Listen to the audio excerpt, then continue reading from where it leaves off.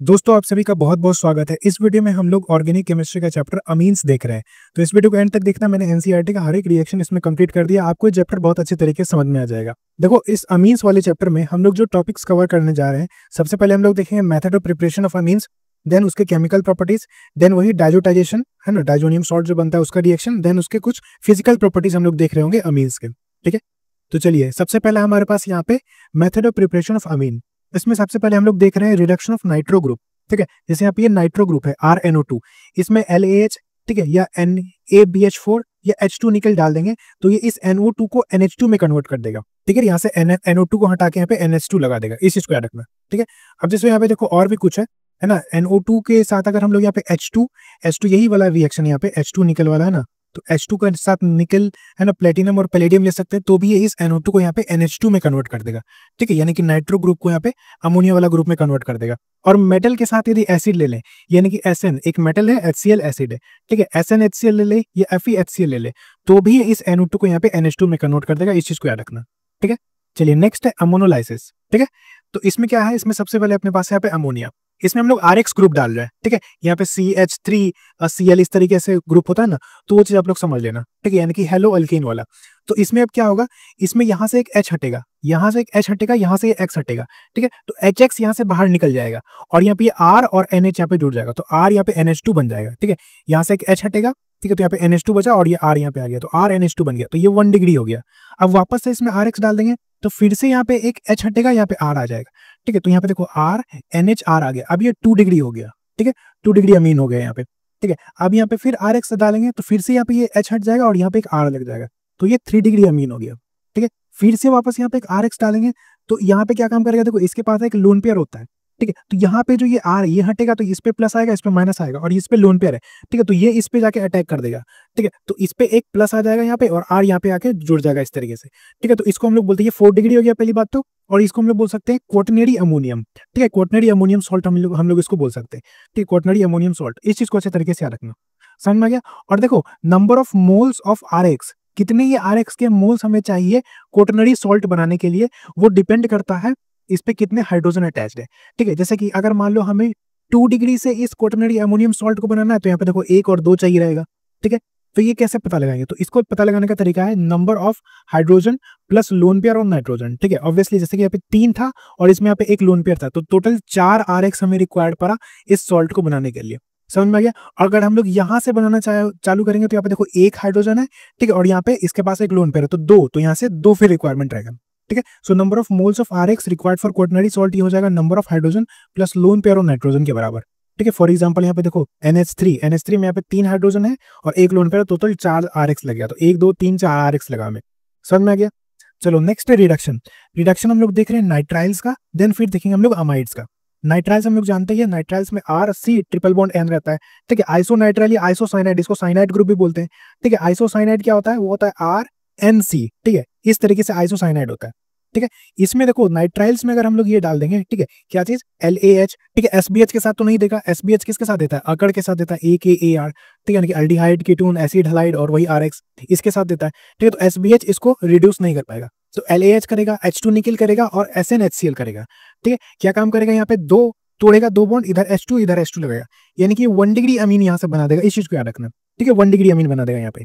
और यहाँ पे अगर NC रहता, ठीक है, NC रहता तो फिर यहाँ से तोड़ के इधर H2 लगाता, तो फिर यहाँ पे R NH2 और CH2, यानी कि फिर ये 2 डिग्री बन जाता है। इस चीज को याद रखना।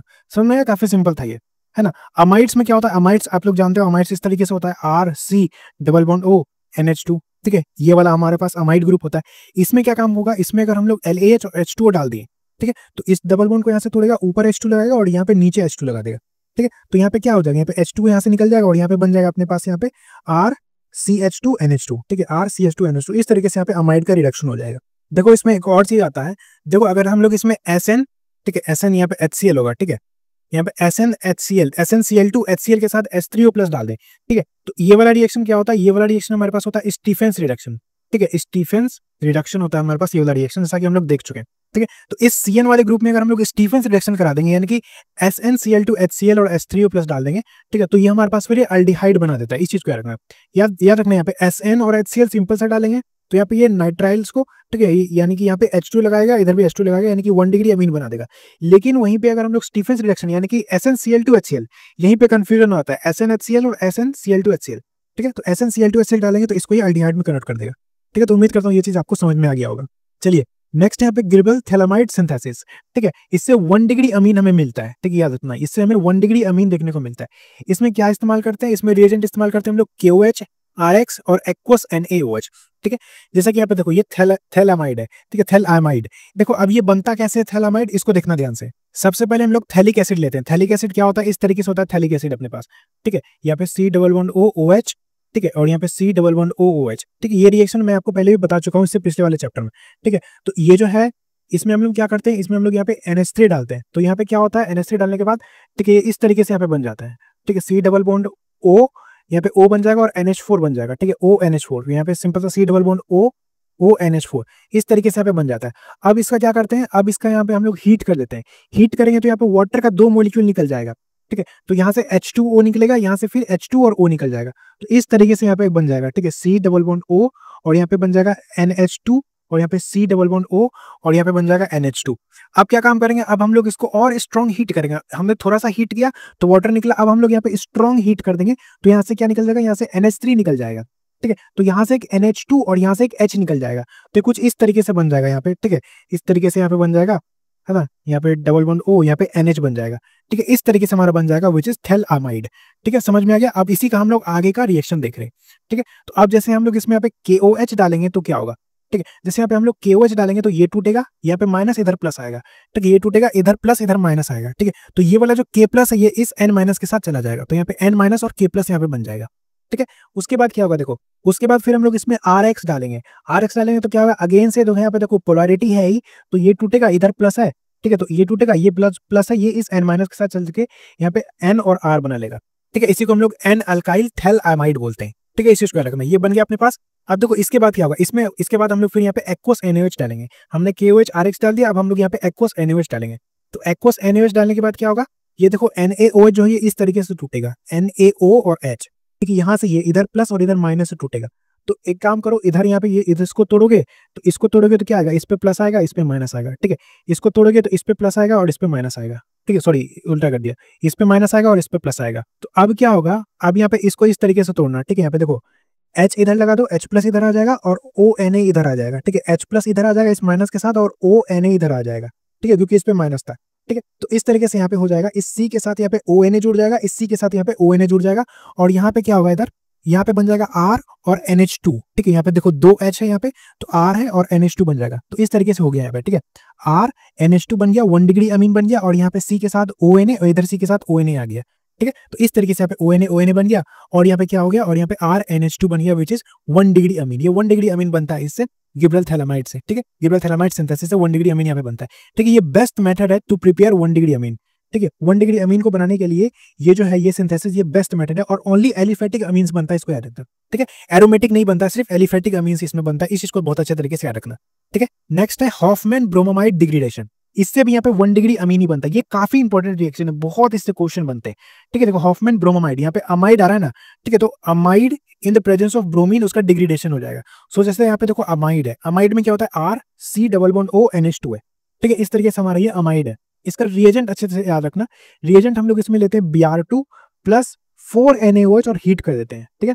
Br2 है ना, ब्रोमीन के साथ हम लोग क्या लेंगे, ब्रोमीन के साथ हम लोग NaOH और हीट कर देंगे इसको। तो क्या होगा, सिंपल सा ये जो बीच वाला है ये उड़ जाएगा, तो अपने पास क्या बचेगा, R और NH2 बचेगा, ठीक है। R NH2 इस तरीके से बच जाएगा और ये अपने पास यहाँ पे 1 डिग्री होता है, इस बात का रखना, ठीक है। R NH2 हमारे पास यहाँ पे बच जाएगा और क्या निकलेगा इसके साथ साथ, इसके साथ साथ हमारे पास यहाँ पे निकलेगा Na के साथ यहाँ पे Br लगा दो तो 2 NaBr निकल जाएगा, ठीक है। NO2CO3 निकल जाएगा और 2 H2O निकल जाएगा, ठीक है। बाकी मेन तो अपने पास यही चीज है, R NH2 निकलेगा विच इज 1 डिग्री अमीन, ठीक है। इस चीज को अच्छे तरीके से याद रखना। चलिए नेक्स्ट हम लोग देख रहे हैं इसके केमिकल प्रॉपर्टीज। तो केमिकल प्रॉपर्टीज में सबसे पहले हम लोग देखेंगे इसका बेसिक स्ट्रेंथ।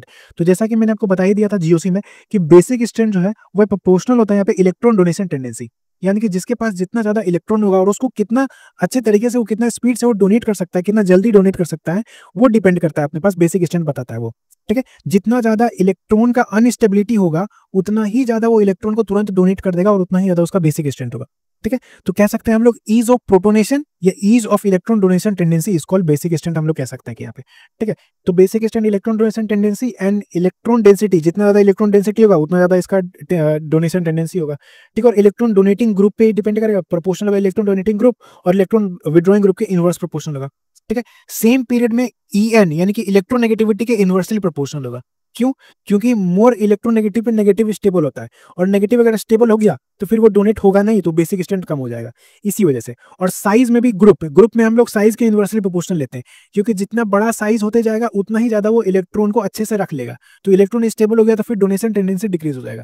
ठीक है, और बेसिक स्ट्रेंथ KB के प्रोपोर्शनल होता है, देयरफॉर ये PKB के इनवर्स प्रोपोर्शनल होगा। ठीक है, इस चीज को अच्छे तरीके से याद रखना। चलिए यहाँ पे हम लोग कुछ क्वेश्चंस देख रहे हैं, तो देखो यहाँ पे इस तरीके से यहाँ पे क्वेश्चन है, इसका हमें ऑर्डर बताना है।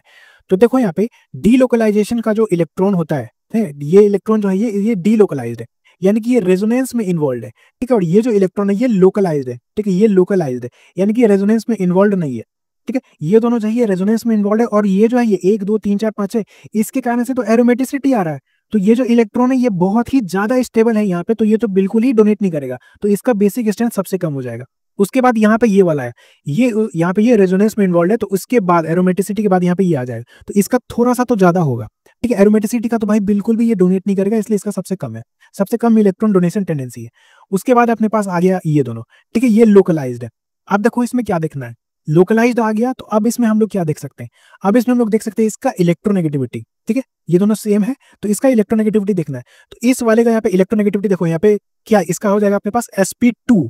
ठीक है, sp2 है, और इसका हो जाएगा इस नाइट्रोजन के यहाँ पे इसका हो जाएगा अपने पास sp3। ठीक है, सो ये ज्यादा इलेक्ट्रोनेगेटिव है, तो ज्यादा इलेक्ट्रोनेगेटिव पे लोन पेयर है ना, लोन पेयर क्या होता है उसको हम लोग नेगेटिव जैसा ही रिलेट कर सकते हैं। तो लोन पेयर जो है ये ज्यादा इलेक्ट्रोनेगेटिव पे स्टेबल होता है। ठीक है, और ये कम इलेक्ट्रोनेगेटिव पे अनस्टेबल होता है, तो ये जो इलेक्ट्रॉन है ये जल्दी डोनेट हो जाएगा, सो देयरफॉर इसका बेसिक स्ट्रेंथ इससे ज्यादा होगा। तो इस बात को अच्छे तरीके से याद रखना। तो ये था हमारे पास पहला क्वेश्चन। चलिए दूसरा क्वेश्चन हमारे पास ये है। ठीक है, इसमें देखो यहाँ पे भी नाइट्रोजन है, यहाँ पे भी नाइट्रोजन है, यहाँ पे भी नाइट्रोजन है, तो 3 जगह इसमें नाइट्रोजन है, तो 3 जगह से ये डोनेट कर सकता था, लेकिन एक्चुअली ये करेगा कहां से, करेगा इस वाले से। क्यों? क्योंकि ये वाला जो लोन पेयर है और ये वाला जो लोन पेयर है, ये दोनों तो इस वाले के साथ रेजोनेंस में इन्वॉल्व है। ठीक है, तो ये अपने पास डीलोकलाइज्ड है, ये लेकिन लोकलाइज्ड है, तो ये अपने पास यहाँ पे प्रोटोनेशन करेगा, यानी कि ये इसका डोनेशन टेंडेंसी हो सकता है। तो ये दोनों चाहिए प्लस एम इफेक्ट दिखाएगा। क्यों? क्योंकि ये डोनेट कर रहा है, यानी कि इलेक्ट्रॉन डोनेट कर रहा है, तो इलेक्ट्रॉन डोनेट तो हम लोग प्लस एम से ही डिनोट करते हैं। ठीक है, रेजोनेंस में है ना, तो यहाँ पे ये प्लस मेसोमेरिक इफेक्ट दिखाएगा, यानी कि इसका जो लोन पेयर है ना, यहाँ पे जो इलेक्ट्रॉन डोनेशन टेंडेंसी है ये क्या काम कर रहा है, ये डोनेट कर रहा है, इलेक्ट्रॉन डोनेशन टेंडेंसी है, तो यहाँ पे जो लोन पेयर है इसका डेंसिटी इंक्रीज कर रहा है। ठीक है, तो यहाँ पे जो इलेक्ट्रॉन डोनेशन टेंडेंसी है बहुत ही ज्यादा इंक्रीज हो जाएगा। ठीक है, तो ये बहुत ही आसानी से यहाँ पे इलेक्ट्रॉन डोनेट करता है, इसकी वजह से इसका जो बेसिक स्ट्रेंथ है ये बहुत ही ज्यादा होता है। ठीक है, इस बात को अच्छे तरीके से याद रखना। बट इसमें अगर देखा जाए तो देखो इसमें यहाँ पे भी सेम चीज है, बट यहाँ पे देखो इसमें तो यहाँ पे प्लस एम इफेक्ट दिखा रहा है, बस इसमें प्लस आई दिखा रहा है। ठीक है, तो यहाँ से ये जा रहा है, तो इसका तो 1 बढ़ाएगा, बट ये सिर्फ प्लस आई से बढ़ा सकता है, ये भी थोड़ा बढ़ाएगा लेकिन ये प्लस आई से बढ़ा सकता है, लेकिन यहाँ पे प्लस एम से बढ़ा रहा है, तो यहाँ पे इस पे जो इलेक्ट्रॉन डेंसिटी है वो बहुत ही ज्यादा होगा एज कंपेरिजन टू दिस, तो देयरफॉर इसका यहाँ पे ज्यादा होगा बेसिक स्ट्रेंथ। ठीक है, तो उम्मीद करता हूँ समझ गए। और गैसियस मीडियम और एक्वस मीडियम में तो पता ही है, गैसियस मीडियम में तो सिंपल सा है 3 ग्रेटर देन 2 ग्रेटर देन 1। ठीक है, सीधी सी बात है। तो यहाँ पे देखो 3 n के साथ 3 वाला है, तो इसमें ज्यादा आई लगेगा, तो इसका इलेक्ट्रॉन ज्यादा बनेगा। ठीक है, तो सिंपल यहाँ पे 3 देन 2 देन 1 देन लास्ट में नॉर्मल वाला। ठीक है, तो गैसेस मीडियम में तो सिंपल है। एक्वस मीडियम में थोड़ा चेंज हो जाता है। एक्वस मीडियम में अगर आर के जगह यहाँ पे मिथाइल हुआ तो यहाँ पे 2 1 3 करेंगे हम लोग। यहाँ पे देखो 2 देन 1 देन 3। ठीक है, और ये जो जिसमें कुछ नहीं है वो तो सबसे लास्ट में आएगा। और यदि इथाइल हुआ देन यहाँ पे हम लोग 2 देन 3 देन 1 करते हैं। ठीक है, 2 देन 3 देन 1 करते हैं। ठीक है, सो एक्वस मीडियम में मिथाइल के लिए 2 1 3। ठीक है, मिथाइल देखो छोटा है तो यहाँ पे 1 पहले आएगा। ठीक है, इथाइल बड़ा है तो 3 पहले आएगा। ठीक है, बाकी स्टार्टिंग में तो 2 सही हो रहा है। ठीक है, मिथाइल में 1 पहले आ रहा है और इथाइल में 3 पहले आ रहा है। ठीक है, सो एक्वस मीडियम में मिथाइल अगर है तो 2 1 3, इथाइल है तो 3 2 1, सॉरी 2 3 1। ठीक है, मिथाइल के लिए 2 1 3 2 1 3 है ना, और इथाइल के लिए 2 3 1। उम्मीद करता हूँ आप लोग ये चीज समझ गए होंगे। चलिए नेक्स्ट यहाँ पे अल्काइलेशन। अल्काइलेशन जैसा कि हमने देखा था अमोनियोलाइसिस जैसा ही होता है। तो यहाँ पे RX पे हम लोग अगर वही NH3 डालते हैं तो इसका H और इसका X यहाँ पे मिल जाएगा, तो HX यहाँ पे रिलीज हो जाएगा और यहाँ पे RNH2 बन जाएगा। तो यही चीज होता है अपने पास अल्काइलेशन। अल्काइलेशन में यहाँ पे जैसे देखो ये क्या, ये एसिड हैलाइड और यहाँ पे वही है RNH2। तो इसका जो H है, ठीक है, ये यहाँ पे ये टूटेगा तो इस पे प्लस इस पे माइनस आएगा। ठीक है, यहाँ से ये टूटेगा इस पे माइनस इस पे प्लस आएगा, तो ये जो वाला जो प्लस है और ये वाला जो माइनस है यहाँ पे ये अटैक कर देगा। तो ये इस तरीके से बन जाएगा, यहाँ पे R C double bond O है ना, NH और R इस तरीके से बन जाएगा और HCl यहाँ से रिलीज हो जाएगा। सिंपल से इस तरीके से एनहाइड्राइड में भी कर दो, यहाँ पे प्लस यहाँ पे माइनस तो रो, ठीक है, ये वाला जो है ये इसके साथ यहाँ पे जाके जुड़ जाएगा और ये जो H है ये इसके साथ यहाँ पे जाके जुड़ जाएगा। तो सिंपल सा इसी तरीके का स्ट्रक्चर बन जाएगा। यहाँ पे देखो ये कार्बोक्सिलिक एसिड ही बन गया, ठीक है। तो सिंपल सा काम करना है, बस इसको तोड़ो, प्लस माइनस लगाओ, इसको तोड़ो, प्लस माइनस लगाओ, ठीक है, और बाकी प्लस को माइनस के साथ जोड़ो, माइनस को प्लस के साथ जोड़ो, यही अपना गेम है। तो उम्मीद करता हूँ समझ गए होगे। चलिए, है ना, और यहाँ पे देखो बेसिक मीडियम हमने लिया था, ठीक है। चलिए नेक्स्ट यहाँ पे देखो कुछ और एनसीईआरटी के यहाँ पे हम लोग क्वेश्चंस देख रहे हैं, लेकिन उससे सबसे पहले समझ लो कि बेसिक स्ट्रेंथ जो है ये पीकेबी के इन्वर्सली प्रोपोर्शनल होता है, जैसा कि मैंने आपको बता ही दिया था, ठीक है। यहाँ पे देखो इसका पीकेबी वैल्यूज दिया हुआ है। तो देखो यही सब हम लोग क्वेश्चन देख रहे हैं, ठीक है। ये जो चीज है इसी का मैंने यहाँ पे इस तरीके से लिख दिया है ताकि चीजें अच्छे तरीके से समझ में आए, ठीक है। सबसे पहले यहाँ पे है मिथेन अमीन, तो ये देखो ये मिथेन अमीन है, ठीक है। उसके बाद अपने पास एन मिथाइल मिथेन अमीन, ये देखो एन के साथ मिथाइल लगा दिया और ये रहा मिथेन अमीन, ठीक है। उसके बाद है एन डाइमिथाइल मिथेन अमीन, ठीक है, एन के साथ डाइमिथाइल और मिथेन अमीन, समझ में आ गया, इस तरीके से है। और देखो ये एक्वस मीडियम है, दोनों ही एक्वस मीडियम वाला है, ठीक है। ये जो वैल्यूज दिया हुआ है ये अकॉर्डिंग टू एक्वस मीडियम वाला ही यहाँ पे दिया हुआ है, ठीक है। तो इसको एक्वस मीडियम हम लोग कंसिडर करके चलते हैं, ठीक है। तो ऑब्वियसली ये देखो क्या ये मिथाइल वाला है, ठीक है, मिथाइल वाला है ना। और मिथाइल वाले के लिए क्या ले देता है एक्वस मीडियम में 2 1 3, सो देयरफॉर यहाँ पे सबसे ज्यादा इस 2 का हो जाएगा, देन फिर ये 3 का, देन 1 का, ये हो जाएगा अपने पास बेसिक स्ट्रेंथ। और बेसिक स्ट्रेंथ जो भी है उसका इनवर्स प्रोपोर्शनल यहाँ पे पीकेबी आ जाएगा, ठीक है। ये चीज आप लोग यहाँ से देख लेना, ठीक है। उसके बाद क्या है, उसके बाद ये इथाइल वाला यानी कि इथेन अमीन, ये देखो ये इथेन अमीन है, फिर एन इथाइल इथेन अमीन, ये सब आपको क्वेश्चन में पूछे जा सकते हैं, इसको अच्छे तरीके से देख लो। एन इथाइल इथेन अमीन, एन के साथ इथाइल लगा दिया, देन इथेन अमीन। उसके बाद एन डाई इथाइल इथेन अमीन, एन डाई इथाइल और इथेन अमीन। इसके लिए क्या इस्तेमाल करते थे, इसके लिए हम लोग लेते थे इथाइल के लिए 2T1, सो सबसे ज्यादा इस 2 का हो जाएगा, देन उसके बाद 3 का, देन उसके बाद ये 1 का हो जाएगा। इस तरीके से बेसिक स्ट्रेंथ चलेगा, ठीक है। उसके बाद यहाँ देखो ये काफी इंपॉर्टेंट है ये वाला, इसको अच्छे तरीके से देख लो। सबसे पहले अपने पास यहाँ पे बेंजामाइन, तो इस तरीके से वही बेंजामाइन है। उसके बाद है फिनाइल मिथेन अमीन, ठीक है, देखो फिनाइल ये वाला हो गया और ये मिथेन अमीन हो गया, ठीक है। उसके बाद है एन मिथाइल एनिलीन, ठीक है, ये हो गया अपने पास, एन के साथ हम लोग क्या लगा देंगे मिथाइल और ये रहा एनिलीन, ठीक है, एन मिथाइल एनिलीन हो गया ये अपने पास। उसके बाद है एन डाइमिथाइल एनिलीन, ठीक है, एन डाइमिथाइल एनिलीन कैसे करना है यहाँ पे देखो, एन डाइमिथाइल, ठीक है, एनिलीन है अपने पास, सबसे पहले यहाँ पे एनिलीन है, ठीक है। उसके बाद एन पे यहाँ पे 2 डाइमिथाइल लगा दो, तो एन डाइमिथाइल एनिलीन हो गया अपने पास। अब देखो इसका बेसिक स्ट्रेंथ हमें देखना कैसे, ठीक है। सो देखो यहाँ पे क्या करना है, अगर देखो इसमें हम लोग देख रहे हैं तो ये वाला तीनों का जो लोन पेयर है वो डीलोकलाइज्ड है, ठीक है, बस एक ही का यहाँ पे लोकलाइज लोन पेयर है, तो सीधी सी बात है इसका जो यहाँ पे बेसिक स्ट्रेंथ है वो ज्यादा होगा, ठीक है। तो 2 का तो सबसे ज्यादा हमने लिख दिया, अब 4 3 और 1 में देखना है। सो अगर देखो यहाँ पे तीनों में तो डीलोकलाइज है तो वो वाला फैक्टर खत्म हो गया। अब देखो किसमें इलेक्ट्रॉन डेंसिटी यहाँ पे ज्यादा हो रहा है, तो इसमें क्या हो रहा है अपने पास 4 वाले में अपने पास यहाँ पे देखो इधर से भी प्लस आई आ रहा होगा और इधर से भी प्लस आई आ रहा होगा, ठीक है। इसमें एक तरफ से प्लस आई आ रहा होगा और इसमें तो कुछ भी नहीं है, तो इसमें जो है यहाँ पे इसका इलेक्ट्रॉन डेंसिटी यहाँ पे ज्यादा होगा थोड़ा, ठीक है, इसमें ज्यादा होगा, देन इसमें थोड़ा कम होगा इस वाले में, देन इसमें तो नॉर्मल ही है, ठीक है, इसमें कुछ नहीं होगा। तो उसके बाद देखो 2 का तो सबसे ज्यादा क्योंकि इसमें तो लोकलाइज्ड है, ठीक है, ये रेजोनेंस में इन्वॉल्व नहीं है, तो 2 का सबसे ज्यादा होगा, देन उसके बाद 4 का हो जाएगा, देन फिर 3 का हो जाएगा, देन 1 का हो जाएगा। ये हो गया अपने पास बेसिक स्ट्रेंथ, ठीक है। और वहीं पे अपने पास अगर बेसिक स्ट्रेंथ है तो यही जो वैल्यू है ये मतलब ये जो ऑर्डर है ये बेसिक स्ट्रेंथ का बोल सकते हो, ये केबी का बोल सकते हो, और पीकेबी का क्या ऑर्डर हो जाएगा, ये हो जाएगा इसका उल्टा, यानी कि 2 से ज्यादा 4 का, देन 3 का, देन 1 का, ये पीकेबी का हो जाएगा, समझ में आया। तो बेसिक स्ट्रेंथ और पीकेबी इनवर्स चलता है। तो उम्मीद करता हूँ ये सारी चीजें आपको समझ में आ गई होगी। नेक्स्ट यहाँ पे कार्बाइल अमीन रिएक्शन, ठीक है, कार्बाइल अमीन रिएक्शन या इसको हम लोग आइसोसाइनाइड टेस्ट के भी नाम से जानते हैं, ठीक है। ये only given by 1 degree amine, सिर्फ 1 डिग्री अमीन देता है, 2 डिग्री 3 डिग्री नहीं देता है। दैट्स व्हाई इसको हम लोग टेस्ट ऐसा इस्तेमाल कर सकते हैं आइसोसाइनाइड टेस्ट को 1 डिग्री को 2 और 3 डिग्री से डिफरेंशिएट करने के लिए। इसका यहाँ पे रिएजेंट को अच्छे तरीके से याद रखना, इसका रिएजेंट यहाँ पे CH3Cl और 3KOH हीट, ठीक है, यानी कि क्लोरोफॉर्म और KOH हीट कर रहे हैं।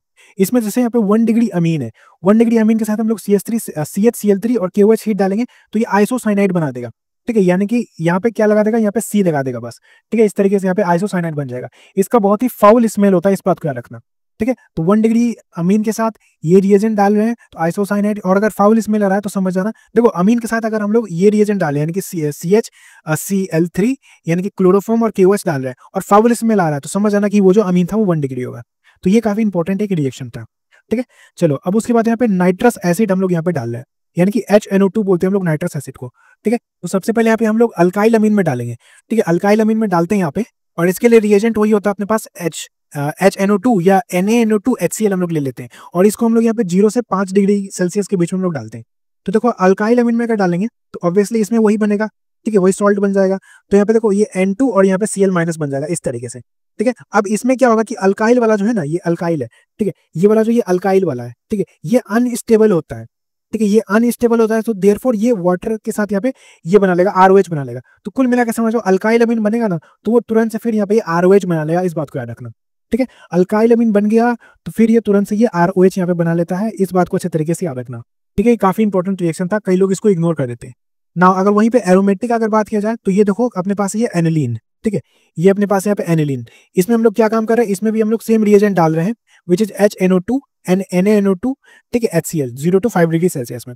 ये क्या काम करेगा, ये वही बेंजीन डाइजोनियम क्लोराइड यहाँ पे बना लेगा, NaCl-, ठीक है, NaCl- यहाँ पे बना लेगा, ठीक है। अब इसका हम लोग यहाँ पे रिएक्शन भी आगे देखेंगे डाइल्यूटाइजेशन में। देखो यहाँ पे इसका टेस्ट भी होता है, test to differentiate 1 degree, 2 degree और 3 डिग्री, ठीक है। 1 डिग्री अमीन में अगर हम लोग HNO2 डालेंगे तो ये N2 गैस यहाँ से निकाल देगा, है ना, N2 बबल यहाँ पे निकल जाएगा, ठीक है। 2 डिग्री अमीन में अगर हम लोग HNO2 डालेंगे तो येलो ऑयली लिक्विड बनेगा, ठीक है। 3 डिग्री अमीन HNO2 के साथ कोई टेस्ट यहाँ पे नहीं देता है, ठीक है। सो 2 degree 3 degree amine react with nitrous acid in different manner, जैसा कि मैंने आपको यहाँ पे बता दिया, समझ में गया। चलो नेक्स्ट है हिंसबर्ग टेस्ट, ये बहुत ही इंपॉर्टेंट टेस्ट है, इसको अच्छे तरीके से याद रखना, ठीक है। हिंसबर्ग टेस्ट के लिए हम लोग हिंसबर्ग रिएजेंट लेते हैं ऑब्वियसली, ठीक है। यहाँ पे क्या होता है, ये फिनाइल है ना, SO2Cl लेते हैं हम लोग, ठीक है, फिनाइल SO2Cl, ठीक है। तो ऑब्वियसली यही वाला रिएजेंट है, यहाँ पे देखो ये फिनाइल ग्रुप लगा हुआ, बेंजीन ग्रुप, ठीक है, यहाँ पे SO2, ठीक है, SO2 यहाँ पे Cl लगा हुआ है, ठीक है। ये अपने पास यहाँ पे रिएजेंट लेते हैं, ठीक है। इसको हम लोग बेंजीन सल्फोनिल क्लोराइड के नाम से भी जानते हैं, ठीक है, बेंजीन सल्फोनिल क्लोराइड या अराइल सल्फोनिल क्लोराइड, ठीक है, अराइल सल्फोनिल क्लोराइड या हिंसबर्ग रिएजेंट, ठीक है, ये 3 नाम इसका होता है, इसको याद रखना, ठीक है। तो सबसे पहले यहाँ पे देखो अगर 1 डिग्री अमीन के साथ ये किस तरीके से यहाँ पे टेस्ट देता है, तो ये अपने पास ये रिएजेंट है और ये 1 डिग्री अमीन है, ठीक है, ये R और NH2 है, ठीक है, RNH2। तो अब देखो 1 डिग्री अमीन के साथ क्या होगा, इसका जो Cl है इसका H के साथ यहाँ पे रिएक्ट कर लेगा इस तरीके से, तो HCl यहाँ पे बाहर निकल जाएगा और ये आपस में जुड़ जाएगा, ठीक है। तो यहाँ पे देखो S के साथ यहाँ पे ये N और C2H5 जो भी यहाँ पे ये R ग्रुप लगेगा वो यहाँ पे जुड़ जाएगा और HCl निकल जाएगा, ठीक है। तो ये क्या होगा, ये बन गया अपने पास N इथाइल, ठीक है, बेंजीन सल्फोनामाइड, ठीक है, और ये N इथाइल बनेगा, N मिथाइल बनेगा, वो इस पर डिपेंड करता है। ये जो है ये 1 डिग्री वाला, 1 डिग्री से जो ये बनता है प्रोडक्ट जो भी बनता है वो सोल्यूबल होता है इन अल्कलाई, ठीक है, सोल्यूबल इन अल्कलाई होता है ड्यू टू, क्योंकि यहाँ पे एक हाइड्रोजन प्रेजेंट है, ठीक है, इस वजह से, ठीक है। देखो the hydrogen attach to the nitrogen in sulphonamide, ठीक है, जो इस ये जो प्रोडक्ट बना इसमें एक हाइड्रोजन यहाँ पे प्रेजेंट है, ठीक है, जो कि स्ट्रांगली एसिडिक होता है due to presence of strong electron withdrawing group. क्यों, क्योंकि अगर यहाँ से ये हटेगा तो यहाँ पे एक माइनस आएगा और ये जो माइनस है, ठीक है, ये इसके साथ रेजोनेंस में इन्वॉल्व हो जाएगा, ठीक है, ये इसके साथ रेजोनेंस में इन्वॉल्व हो जाएगा और ये दोनों जो है ये भी इसके साथ रेजोनेंस में इन्वॉल्व है, ठीक है। तो काफी यहाँ पे एक स्टेबिलिटी यहाँ पे बन जा रहा है, ठीक है। तो इसी वजह से यहाँ पे ये अगर हटेगा, ठीक है, तो यहाँ पे जो स्टेबल बन जाएगा, वही चीज यहाँ पे लिखा हुआ है, ये जो हाइड्रोजन ये काफी एसिडिक हाइड्रोजन बन जाता है, ठीक है, इसी वजह से यहाँ पे, क्योंकि यहाँ पे काफी सारा है तो वो रेजोनेंस में इन्वॉल्व हो जाएगा, है ना, काफी स्टेबिलिटी आ जाएगा इस माइनस का। तो the hydrogen attached to the nitrogen in sulfonamide is strongly acidic due to presence of a strong electron withdrawing group sulphonyl group, ठीक है, इसके कारण से ये समझ में काफी ज्यादा वो एसिडिक हो जाता है, strongly acidic, hence soluble in alkali, इसी वजह से ये जो है ये सोल्यूबल होता है अल्कलाई में 1 डिग्री वाला जो प्रोडक्ट बनता है, ठीक है। इसको अच्छे तरीके से याद रखना, समझ में आ गया।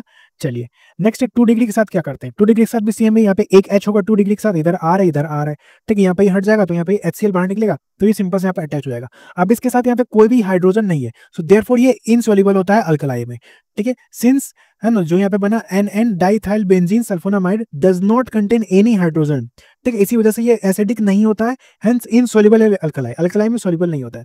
और 3 डिग्री जो है 3 डिग्री तो इसके साथ रिएक्शन करता ही नहीं है, इस बात को याद रखना, ठीक है। And this property of amine reacting with benzene sulphonyl chloride, ठीक है, बेंजीन सल्फोनिल क्लोराइड के साथ जो ये रिएक्ट कर रहा है, ठीक है, in different manner is used for the distinction of primary secondary and tertiary amine and also for the separation of mixture of amine. इसका हम लोग इस्तेमाल करते हैं प्राइमरी सेकेंडरी और टर्सरी को डिफरेंशिएट करने में, ठीक है। दीज डेज है ना benzene sulphonyl chloride is replaced by paratoluene sulfonyl chloride. आज के टाइम पे हम लोग इस बेंजीन सल्फोनिल क्लोराइड को इस पैराटोल्यूइन सल्फोनिल क्लोराइड से रिप्लेस कर दिए, और ये ज्यादा कोई अलग चीज नहीं है, बस इसके पैरा पोजीशन पे एक CH3 लगा दो, बस बात खत्म, ठीक है। यही होता है अपने पास, ये पैराटोल्यूइन सल्फोनिल क्लोराइड है, समझ में आ गया, उम्मीद करता हूँ आप लोग ये चीज समझ में आ गया होगा। चलिए नेक्स्ट यहाँ पे इलेक्ट्रोफिलिक सब्स्टिट्यूशन रिएक्शन। अब देखो यहाँ पे क्या होता है, ये एनिलीन है, ठीक है, ये अपने पास क्या है, ये अपने पास है एनिलीन, ठीक है। एनिलीन में क्या है, इधर NH2 है, इसके पास ये है ना, इसके पास ये लोन पेयर, सो देयरफॉर यहाँ पे ये +M इफेक्ट दिखा रहा होगा, सो देयरफॉर ये ऑर्थो पैरा डायरेक्टिंग होगा और एक्टिवेटिंग होगा, ठीक है, इस बात को याद रखना है। चलिए अब हम लोग देख रहे हैं ब्रोमिनेशन। ब्रोमिनेशन में यहाँ पर हम लोग 2 तरीके से हो सकता है, जैसे Br2CH2 है, ठीक है, और Br2H2O। देखो इसमें क्या है, इसमें दोनों के साथ ही यहाँ पे ये तीनों जगह पे जुड़ जाएगा, ठीक है, यानी कि ऑर्थो और पैरा सभी पोजीशन जो ये ऑक्यूपाई कर लेगा, ठीक है। अगर हम लोग CH2H2 दोनों ही डाल दें, ठीक है, तो ऑर्थो पैरा यहाँ पे जुड़ जाएगा, ठीक है। ऑर्थो पे दोनों ऑर्थो पे ब्रोमीन और पैरा पे ब्रोमीन यहाँ पे लग जाएगा इस एनिलीन के साथ, ठीक है। तो ये होता है ब्रोमिनेशन। लेकिन अगर हमें सिर्फ पैरा पे ही चाहिए तो क्या करना पड़ेगा, ठीक है। तो यहाँ पे देखो क्या कर सकते हैं, if we want mono substituted चाहिए तो हमें यहाँ पे एसिड एनालाइड बनाना पड़ेगा। ये काफी इंपॉर्टेंट है भाई, बहुत इंपॉर्टेंट है, इसको अच्छे तरीके से याद रखना। ये वाला जो रिएक्शन है ना मोनो सब्स्टिट्यूटेड बनाने वाला, ये बहुत ही इंपॉर्टेंट हो जाता है इस चैप्टर के लिए, ठीक है। सो जैसे देखो सबसे पहले हम लोग क्या काम करते हैं, सबसे पहले अपने पास ये एनिलीन, देखो CH3 C11O then C11O CH3 इस तरीके से होता है। तो यहाँ पे देखो ये बॉन्ड तोड़ो, यहाँ पे माइनस आएगा, इस पे प्लस आएगा, ठीक है। तो अब क्या होगा, इस पे 2H था, ठीक है, एक H 2H, यहाँ पे इसको तोड़ो, इस पे प्लस है, इस पे माइनस है। तो अब क्या काम करो, ये जो प्लस वाला है इस माइनस के साथ जाके यहाँ पे अटैच हो जाएगा, सिंपल सी बात है, बात खत्म, ठीक है। तो यहाँ पे देखो वही, यहाँ पे देखो NH, एक H यहाँ पे बचेगा और ये जो प्लस वाला था C11O CH3 इस तरीके से यहाँ पे जुड़ जाएगा, ठीक है। अब उसके बाद हम लोग यहाँ पे ब्रोमीन और यहाँ पे एसिटिक एसिड डाल दिए, ठीक है। और ये जो है ये कहाँ से है, यही वाला था, ये वाला, ठीक है। यहाँ से जो H निकलेगा ये इसके साथ जाके जुड़ जाएगा, ठीक है। तो ये वाला रह गया, समझ में आ गया। तो ये ब्रोमीन और एसिटिक एसिड के प्रेजेंस में ये जो ब्रोमीन है ये इसके पैरा पोजीशन पर जाके जुड़ जाएगा, ठीक है। तो पैरा वाला अपने पास यहाँ पे मेजर बनेगा, बस बन गया अपने पास मोनो वाला। अब बस इसको हमें यहाँ पे NH2 में कन्वर्ट कर देना है। तो उसको करने के लिए क्या, उसको करने के लिए यहाँ पे बस वही OH या H+ ले लो, OH माइनस H+ ले लो, तो यहाँ से टूटेगा, यहाँ पे बस एक H लग जाएगा इस तरफ, ठीक है। इस तरफ एक H लग जाएगा, अपने पास ये NH2 बन गया और ये अपने पास यहाँ पे पैरा वाला प्रोडक्ट बन गया, यानी कि 4 ब्रोमो एनिलीन बन गया, ठीक है। तो इस तरीके से अपने पास रिएक्शन होता है अगर हमें मोनो सब्स्टिट्यूटेड चाहिए रहेगा तो। समझ में आ गया, काफी सिंपल ये रिएक्शन था। नेक्स्ट है यहाँ पे हम लोग देख रहे हैं नाइट्रेशन। तो देखो नाइट्रेशन किस तरीके से होता है, ऑब्वियसली इसके लिए हम लोग HNO3 और H2SO4 लेते हैं, ऑब्वियसली है ना। HNO3 को हम लोग एसिडिक मीडियम में लेते हैं 228 केल्विन पे। अब देखो इसमें क्या होता है कि इसमें तीनों बनते हैं यहाँ पे, ठीक है। और तो पैरा भी बनता है ना, मेटा भी बनता है और ऑर्थो भी बनता है, ठीक है। पैरा मेटा ऑर्थो तीनों बनता है, ठीक है। तो पैरा पे भी यहाँ पे लग जाएगा NO2, ऑर्थो पे सॉरी मेटा पे भी लग जाएगा NO2 और ऑर्थो पे भी लग जाएगा, ठीक है। इसमें क्या होता है, इसमें जो पैरा है वो 51% बनता है, मेटा 47% बनता है और ऑर्थो जो ये 2% बन जाता है। अब ऐसा क्यों होता है यहाँ पे देखो, अब क्या है कि जो एनिलीन है हमने इसको एसिडिक मीडियम में लिया था, H2SO4 लिया था हमने यहाँ पे, ठीक है, H2SO4। तो अब यहाँ पे जो H+ है ये इसके साथ यहाँ पे जाके जुड़ जाता है, H+ जो ये इसके साथ जुड़ेगा तो यहाँ पे H3+ बन जाएगा, इस तरीके से यहाँ पे बन जाएगा, ठीक है। NH3+ यहाँ पे इस तरीके से बन जाएगा, ठीक है। तो इसको हम लोग बोलते हैं एनिलियम आयन, ठीक है, एनिलियम आयन इसको हम लोग बोलते हैं।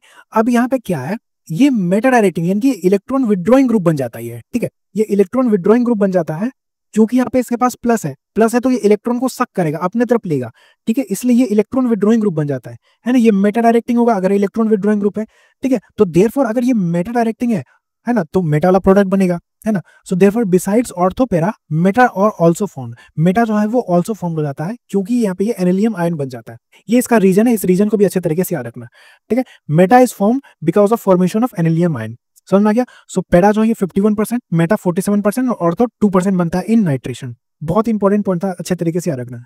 लेकिन अगर हमें सिर्फ पैरा पैरा चाहिए और मेजर में चाहिए तो सिंपल सा यही चीज कर दो, काम खत्म, ठीक है। यहाँ पे वही पायरिडिन लगा तो यहाँ पे क्या बन जाएगा, वही यहाँ पे अपने पास NH311O इस तरीके से CH3 लग जाएगा। फिर यहाँ पे क्या काम करोगे, उसके बाद यहाँ पे फिर नाइट्रेशन करा दो, नाइट्रेशन कराओगे तो पैरा पे यहाँ पे NO2 लग जाएगा, ठीक है। यहाँ पे NO2 लग गया। अब उसके बाद क्या काम करना है, यहाँ पे फिर वही OH और H+ लगा दो, इसको तोड़ोगे इधर प्लस आ जाएगा तो यहाँ पे NH2 और यहाँ पे NO2 बन जाएगा। सिंपल सा चीज था, उम्मीद करता हूँ आप लोगों को ये चीज समझ में आ गया होगा, ठीक है। चलिए नेक्स्ट यहाँ पे सल्फोनेशन में हम लोग ऑब्वियसली वही H2SO4 लेते हैं।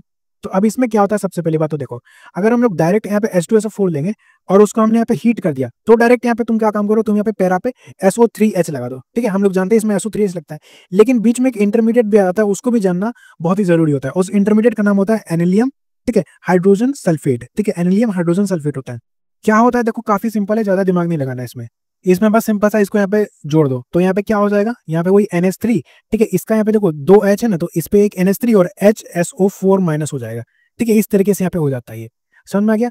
तो ये बन जाएगा अपने पास ये एनिलियम हाइड्रोजन सल्फेट, है ना। और इसको हम लोग यहाँ पे अगर 253 to 273 केल्विन पे अगर हम लोग यहाँ पे हीट कर रहे हैं, क्या काम कर रहे हैं हम लोग, इसको यहाँ पे हीट कर रहे हैं, तो देखो क्या होगा उसके बाद ऑब्वियसली यहाँ पे ये सिंपल सा वही सल्फेनिलिक एसिड बन जाएगा। इसको हम लोग ध्यान देना, इसको एनिलीन के अगर पैरा पोजीशन पे SO3H लगा हुआ है तो इसको हम लोग सल्फेनिलिक एसिड बोलते हैं। और इसका ज़्विट्रायन फॉर्मेशन भी हो सकता है कि यहाँ से अगर H है ना, ये H इस पे चला गया तो यहाँ पे 3 और यहाँ पे प्लस हो जाएगा, और यहाँ से गया तो यहाँ पे माइनस हो जाएगा। इस तरीके से इस पे प्लस और माइनस दोनों ही है, सो देयरफॉर ये ज़्विट्रायन का फॉर्मेशन भी यहाँ पे कर सकता है, ठीक है। इसको अच्छे तरीके से याद रखो। नेक्स्ट है फ्रीडेल क्राफ्ट रिएक्शन। एनिलीन जो है, ठीक है, ये फ्रीडेल क्राफ्ट रिएक्शन नहीं देता है, ठीक है। एनिलीन फ्रीडेल क्राफ्ट रिएक्शन नहीं देता है ना। इसमें हम लोग यहाँ पे AlCl3 लेते थे ना, रिएजेंट, ठीक है, AlCl3 लेते थे। तो इसी के कारण क्या होता है, as salt formation with aluminium chloride, ठीक है, यहाँ पे जो एल्यूमिनियम क्लोराइड था, ठीक है, ये इसके साथ यहाँ पे जाके जुड़ जाता, तो यहाँ पे क्या बन जाएगा, NH2AlCl3, ठीक है। तो NH2 यहाँ पे बस AlCl3 लगा दो, तो NH2AlCl3 यहाँ पे सॉल्ट का फॉर्मेशन कर देगा। इसी वजह से क्या होता है, इसी वजह से यहाँ पे ये सॉल्ट का फॉर्मेशन कर दिया, तो इस पे यहाँ पे देखो ये प्लस चार्ज आ जाएगा, तो ये इलेक्ट्रॉन विड्रॉइंग ग्रुप बन जाता है, ठीक है। प्लस है तो ऑब्वियसली इलेक्ट्रॉन को सक करेगा, तो इलेक्ट्रॉन विड्रॉइंग ग्रुप बन जाता है। और जैसा कि मैंने आपको बताया था, इलेक्ट्रॉन विड्रॉइंग ग्रुप जो है वो फ्रीडल क्राफ्ट नहीं दिखाता है। जो इलेक्ट्रॉन विड्रॉइंग ग्रुप होते हैं ना, याद रखना, कहीं पे भी अगर आपको इलेक्ट्रॉन विड्रॉइंग ग्रुप मिल जाए तो फ्रीडल क्राफ्ट रिएक्शन नहीं दिखाता है। तो जैसा कि हम लोग यहाँ पे अगर यहाँ पे NO2 लगा दे, NO2 में क्या होता है, यहाँ पे डबल बॉन्ड O वगैरह होता है, ठीक है। तो यहाँ पे भी क्या आएगा, ये -M आ गया, -M, ये भी यहाँ पे फ्रीडल क्राफ्ट रिएक्शन नहीं दिखाता है, ठीक है। तो इलेक्ट्रॉन विड्रॉइंग वाले फ्रीडल क्राफ्ट रिएक्शन यहाँ पे नहीं दिखाते, याद रखना, ठीक है। बाकी इसमें देखने से तो क्या लग रहा है कि यहाँ पे दो यहाँ पे लोन पेयर है, तो यहाँ पे +M दिखा रहा होगा, ठीक है, +M तो दिखाता है, लेकिन इस रिएजेंट के पर्टिकुलर यहाँ पे रिएजेंट काफी स्पेसिफिक चीज है ना, यहाँ पे इसके साथ यहाँ पे ये सॉल्ट बना लेता है, जो सॉल्ट जो है वो इलेक्ट्रॉन विड्रॉइंग हो जाता है, तो देयरफॉर ये डीएक्टिवेटिंग हो जाएगा, देयरफॉर ये फ्रीडल क्राफ्ट रिएक्शन नहीं दिखाएगा, ठीक है। चलिए नेक्स्ट है कपलिंग रिएक्शन। कपलिंग रिएक्शन हम लोग यहाँ पे वही डाइजोनियम वाला करते हैं, ठीक है। डाइजोनियम कैसे बनता है, यहाँ पे ये से देखो, ठीक है, डाइजोटाइजेशन हम लोग का नेक्स्ट टॉपिक ही है। तो एनिलीन में क्या होता है, एनिलीन में हम लोग वही HNO2 और NO2HCl डालते हैं 0 to 5 डिग्री सेल्सियस में, तो यहाँ पे बेंजीन डाइजोनियम क्लोराइड बन जाता है, ठीक है। यहाँ पे वही N+ यहाँ पे NCl बन जाएगा यहाँ पे, ठीक है। अब इसमें क्या होगा, इसमें ही हम लोग यहाँ पे अगर फिनॉल डाल देंगे तो क्या होगा, इसका बस हमें पैरा से हाइड्रोजन निकालना है, जो भी एक्स्ट्रा हम लोग डालते हैं, चाहे फिनॉल डाल दो या एनिलीन डाल दो, तो बस उसका पैरा का हाइड्रोजन, ठीक है, और यहाँ का ये Cl, इसको बस यहाँ से रिमूव कर देना। बाकी ये जो है N के साथ इसके साथ यहाँ पे N जोड़ो, यहाँ पे बीच में डबल बॉन्ड लगा दो, काम खत्म, ठीक है। बस यहाँ पे ये वही है, इसके साथ यहाँ पे डबल बॉन्ड कर दो, N डबल बॉन्ड N, और यहाँ पे ये रह जाएगा फिनॉल का जो यहाँ पे ग्रुप था, ठीक है, और Cl यहाँ पे H2 निकल जाएगा, ठीक है। तो यहाँ पे ये फिनॉल के साथ इस तरीके से देगा। एनिलीन के साथ क्या है, एनिलीन के साथ यहाँ पे देखो, ये एनिलीन है पूरा, यहाँ पे सिंपल सा वही H और Cl ले लो, इसको यहाँ से हटा दो, ठीक है। तो बस यहाँ पे N डबल बॉन्ड N लग जाएगा, और यहाँ पे ये रह गया, ठीक है। सो यहाँ पे देखो, इसका कलर को अच्छे तरीके से रखना। फिनॉल के साथ ये दे देगा यहाँ पे पैरा हाइड्रोक्सी, ठीक है, पैरा हाइड्रोक्सी एजोबेंजीन, ठीक है, एजोबेंजीन, एजो ये ग्रुप रह गया, और यहाँ पे देखो इसका पैरा हाइड्रोक्सी एजोबेंजीन, और एनिलीन के साथ ये क्या काम करेगा, एनिलीन के साथ ये पैरा अमीनो, देखो पैरा अमीनो एजोबेंजीन, ठीक है। ये वाला जो चीज है ये एजोबेंजीन है, और ये वाला पैरा प्रोडक्ट है, ठीक है। अब देखो फिनॉल में यहाँ पे O आ रहा है, तो इसका जो ये कलर होगा, इसका यहाँ पे ऑरेंज डाई होगा ये, ठीक है। और एनिलीन में यहाँ पे देखो L आ रहा है, तो इसका जो यहाँ पे कलर होगा, इसका कलर होगा अपने पास येलो डाई, ठीक है। तो फिनॉल में O है तो ऑरेंज, और एनिलीन में L हो तो येलो, ठीक है। उम्मीद करता हूँ ये कपलिंग रिएक्शन समझ गया होगा। नेक्स्ट है डाइजोटाइजेशन, ठीक है। डाइजोटाइजेशन में क्या, वही एनिलीन है, HNO2 वही नाइट्रस एसिड और NaNO2HCl डालना है 0 to 5 डिग्री सेल्सियस में, ये बेंजीन डाइजोनियम क्लोराइड बनना है, इस तरीके से। अब हम यहाँ पे इसमें डिफरेंट रिएक्शंस को देख रहे हैं। तो सबसे पहला रिएक्शन है अपने पास यहाँ पे सेंडमेयर रिएक्शन, ठीक है। तो सेंडमेयर रिएक्शन में हम लोग क्या लेते हैं, इसमें हम लोग यहाँ पे Cu, ठीक है, Cu2Cl2HCl ले सकते हैं, ठीक है। Cu2Cl2HCl लेंगे तो यहाँ पे क्या काम होगा, इसको हटा के सिंपल सा Cl लग जाएगा, ठीक है। Cu2Br2HBr लेंगे तो इसको हटा के यहाँ पे Br लग जाएगा, ठीक है। CuCnHCl लेंगे तो इसको हटा के यहाँ पे Cl लग जाएगा। तो ये था अपने पास सेंडमेयर रिएक्शन, ठीक है। गाटरमान रिएक्शन भी ऐसा ही होता है, बट अगर इन दोनों में अगर कंपैरिजन किया जाए तो सेंडमेयर बेटर होता है गाटरमान रिएक्शन से, ठीक है। इसमें अगर हम लोग CuHCl लेंगे तो इसको हटा के यहाँ पे Cl लग जाएगा, CuHBr लेंगे तो इसको हटा के यहाँ पे Br लग जाएगा, ठीक है। इस तरीके से होता है, ठीक है। अब यहाँ पे देखो H2O के साथ अगर हीट कर देंगे तो इसको हटा के यहाँ पे सिंपल सा यहाँ पे OH बन जाएगा, यानी कि फिनॉल बन जाएगा, ठीक है। और अगर हम लोग यहाँ पे सिंपल सा बेंजीन बनाना चाहते हैं तो इसके लिए दो रिएक्शन है, रिडॉक्स रिएक्शन हम लोग कर सकते हैं, विच इज H3PO2 के साथ अगर हीट कर दें, ठीक है, या फिर हम लोग CHCH2OH, ठीक है, अल्कोहल के साथ अगर इसको हम लोग हीट कर दें तो यहाँ पे ये बेंजीन बन जाएगा, और H3PO2 के साथ हम लोग यहाँ पे हीट करेंगे तो ये बन जाएगा H3PO3, ठीक है। और इसके साथ अगर हम लोग क्या इथाइल अल्कोहल के साथ अगर हीट करेंगे तो यहाँ पे बन जाएगा, ठीक है, बेंजीन और इथेनॉल, ठीक है, इथेनॉल बन जाएगा यहाँ पे C डबल बॉन्ड OH, ठीक है, एल्डिहाइड बन जाएगा, ठीक है। देखो एक्वस KI अगर हीट कर दें इसके साथ हम लोग तो क्या होगा, एक्वस KI करेंगे तो ऑब्वियसली यहाँ पे ये आयोडीन बन जाएगा, ठीक है। इसको याद रखना है, यहाँ पे आयोडीन बनाने का भी यहाँ पे तरीका होता है, ठीक है। जैसे यहाँ पे क्लोरो ब्रोमो बनाना है तो यहाँ पे आयोडो प्रोडक्ट यहाँ पे बन जाता है, ठीक है। अब यहाँ पे अगर फ्लोरो प्रोडक्ट बनाना हो, हमने यहाँ पे क्लोरो बना दिया, ब्रोमो बना दिया, आयोडो बना दिया, अगर फ्लोरो बनाना हो तो क्या काम करना है, तो यहाँ पे हम लोग यहाँ पे H और BF4 डाल देंगे, ठीक है। तो यहाँ पे दो रिएक्शंस होता है, यहाँ पे HBF4 के साथ हीट डाल सकते हैं, या HBF4 के साथ हम लोग यहाँ पे NaNO2CO हीट डाल सकते हैं, ठीक है। देखो HBF4 अगर डालेंगे तो यहाँ पे इंटरमीडिएट बन जाएगा N2BF4, ठीक है, N2BF4 बन जाएगा, ठीक है। और उसके बाद हम लोग हीट कर देंगे तो यहाँ पे फिर ये बन जाएगा फ्लोरीन वाला प्रोडक्ट बन जाएगा, ठीक है, यहाँ पे फ्लोरोबेंजीन बन जाएगा। और लेकिन उसके बाद अगर हम लोग यहाँ पे NaNO2, ठीक है, CU हीट कर देंगे, ठीक है, NaNO2CO हीट कर देंगे तो यहाँ पे फिर ये नाइट्रो वाला प्रोडक्ट बन जाएगा, यानी कि नाइट्रोबेंजीन बन जाएगा, ठीक है। तो HBF4 के साथ हीट करेंगे तो यहाँ पे फ्लोरोबेंजीन बन जाएगा, HBF4 के साथ NaNO2 डालेंगे तो यहाँ पे इस तरीके से नाइट्रो वाला प्रोडक्ट बन जाएगा। तो उम्मीद करता हूँ ये चीज समझ गए। देखो एक चीज होता है यहाँ पे, देखो वही बेंजीन डाइजोनियम क्लोराइड यही वाला, ठीक है, बेंजीन डाइजोनियम क्लोराइड, इसका कुछ यहाँ पे प्रॉपर्टी है, ये कलरलेस क्रिस्टलाइन सॉलिड होता है, याद रखना, कलरलेस होगा, क्रिस्टलाइन सॉलिड होगा, ठीक है, readily soluble in water, readily soluble होता है वाटर में, and stable in cold but react with water when warm, ठीक है, ये कोल्ड में ज्यादा स्टेबल होता है, बट वाटर के साथ भी ये रिएक्ट कर सकता है जब वाटर गर्म हो, इस तरीके से, जब वाटर यहाँ पे गर्म हो तो ये रिएक्ट करके फिनॉल बना सकता है, ठीक है। It decomposes easily in dry state में ये डिकम्पोज हो जाता है इजिली, ठीक है।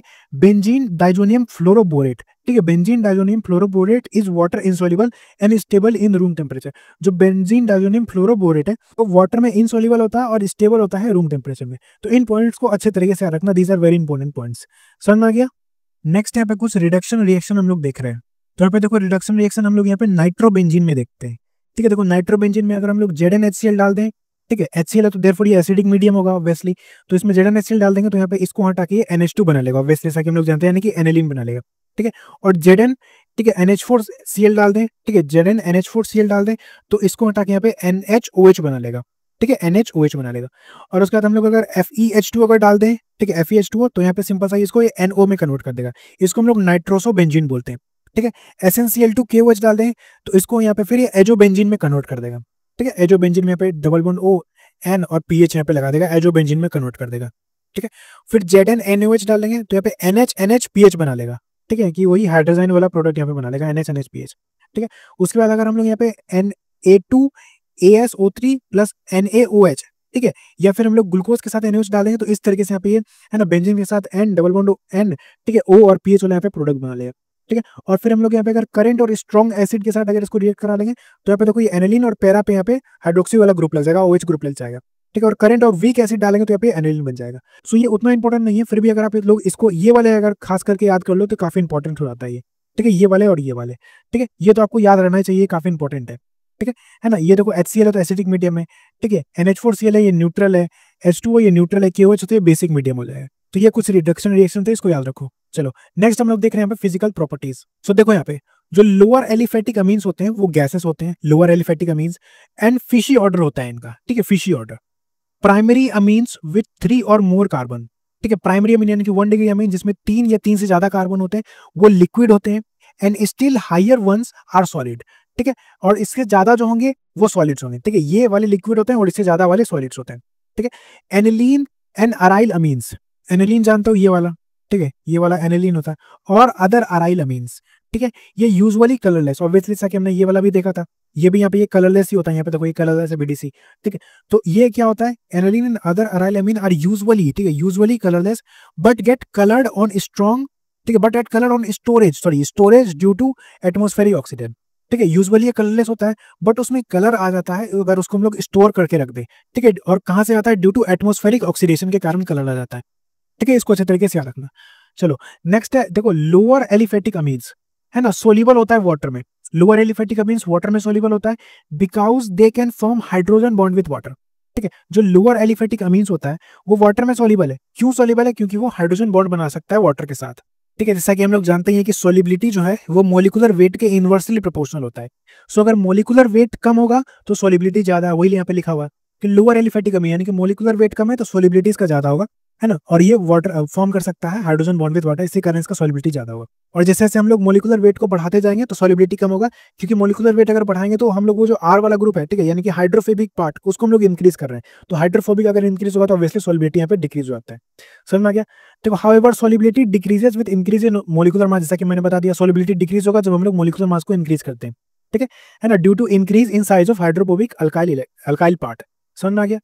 देखो higher amines are essentially insoluble in water, जो हायर अमीन्स होते हैं क्योंकि उनका मोलिकुलर मास ज्यादा है तो वो इनसॉल्युबल हो जाता है वाटर में। देखो अगर अल्कोहल और अमीन्स में अगर सोल्युबिलिटी की बात किया जाए तो वो अल्कोहल का ही सोल्युबिलिटी ज्यादा होता है, ठीक है, क्योंकि अल्कोहल का सोल्युबिलिटी ज्यादा होने का रीजन यही है क्योंकि ये स्ट्रॉन्ग हाइड्रोजन बॉन्डिंग कर सकता है, जो अमीन है वो भी हाइड्रोजन बॉन्ड करता है बट अल्कोहल जो ये ज्यादा स्ट्रॉन्ग हाइड्रोजन बॉन्ड कर सकता है, ठीक है ना। देखो यहाँ पे जैसे क्वेश्चन भी out of butane 1 ol and butane 1 amine which one is more soluble, obviously ये जो ब्यूटेन 1 ऑल है वो ज्यादा सोल्युबल होगा, ठीक है, क्योंकि ये स्ट्रॉन्ग हाइड्रोजन बॉन्ड फॉर्म कर सकता है वाटर के साथ, ठीक है।